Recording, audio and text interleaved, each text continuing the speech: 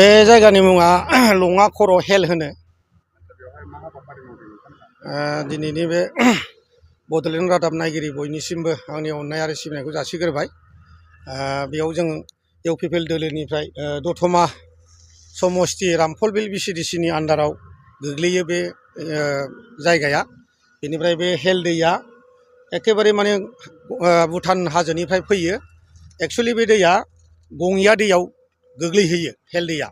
दा गङिया दैजों थांनांगौआ नैबे जोंनि रामफलबिल भिसिडिसिनि गेजेरजों थांनानै लङा दैयाव गोग्लैहैयो। दा 95%आ लङा दैयाव गोग्लैहैनायनि थाखाय जोंनि बे ओरै रामफलबिल भिसिडिसिनि गेजेरजों थांनानै दतमा बाजार बिथिंबो गोलैहैयो।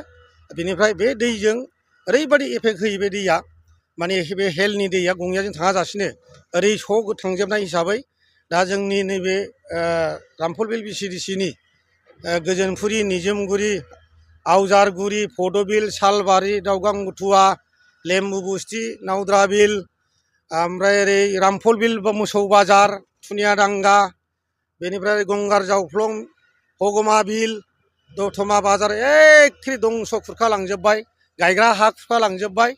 दा बिनि थाखायनो जोङो बे बुस्थुखौ बे दैखौ थेनो थाखाय आं दाखालि जोंनि दतमा ब्लकजों जोङो ज' जानानै थांनानै चिफ सारजों रायलायदोंमोन जे हेल दैया ओरैबायदि जोंनि लङा दैयाव गोग्लैनानै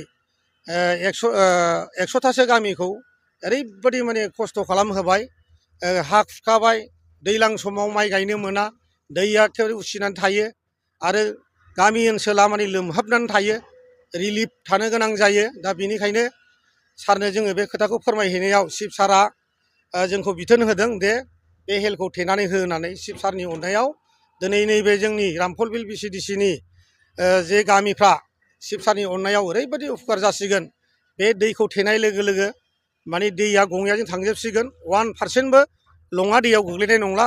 रामफलबिल भिसिडिसियाव माने दाउ दै लोंनोबो मोननाय नङा आरो नैबे दैज्लाङाव।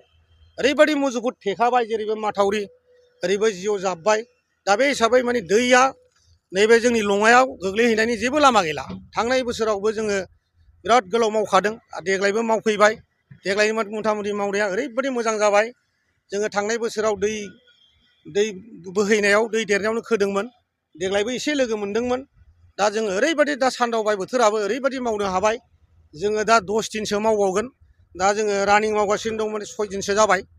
दा ओरैबायदि मुजुफुद खोनानै होखाबाय जाहाथे रामफलबिल भिसिडिसिनि रायजो राजाफ्रा रिलिफ थानाङा। माइ गायनाया जोङो बोथोरनिफ्रायनो गायनो मोनसिगोन। दै बारा जानानैसो जों माइ गायनो मोनामोन। फदबिल गामियाथ' ओरैबायदि माने माइ गायनानै मोनजालामोन बे दैनि अयथासारनि थाखाय। बिथांमोना खालि माने हेलखौ थेनांगौ, खालि डिमान्डआ बेल'मोन। आंबो बे रामफलबिल भिसिडिसिनि आंनि एरियायाव भिसिडिसियावनो गोलैयो आंनि गामिया।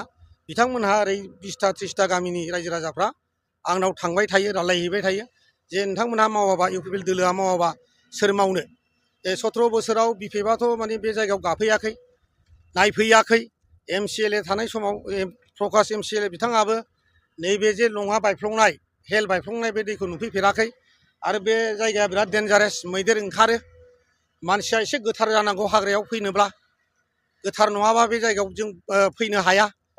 एसे बायदिसिना मानसिखौ, गोथार नङै मानसिखौ माने मैदेराबो होसोयो। दा बे हिसाबै बिथांमोना बे जायगायाव फैनो गियो, खिन्थु जों गिया। जोङो समाजनि, रायजोनि जोङो मोजां मावनो ओंखारबोदों। इउपिपिएल दोलोआ परिबर्तन नि सरकार हिसाबै जोङो जेराव रायजो राजाया दुखु खस्थ' जानांदों, जों बेखौ नागिर नागिर मावदों। दा दैजों, हेल दैजों ओरैबायदि भुगिदों।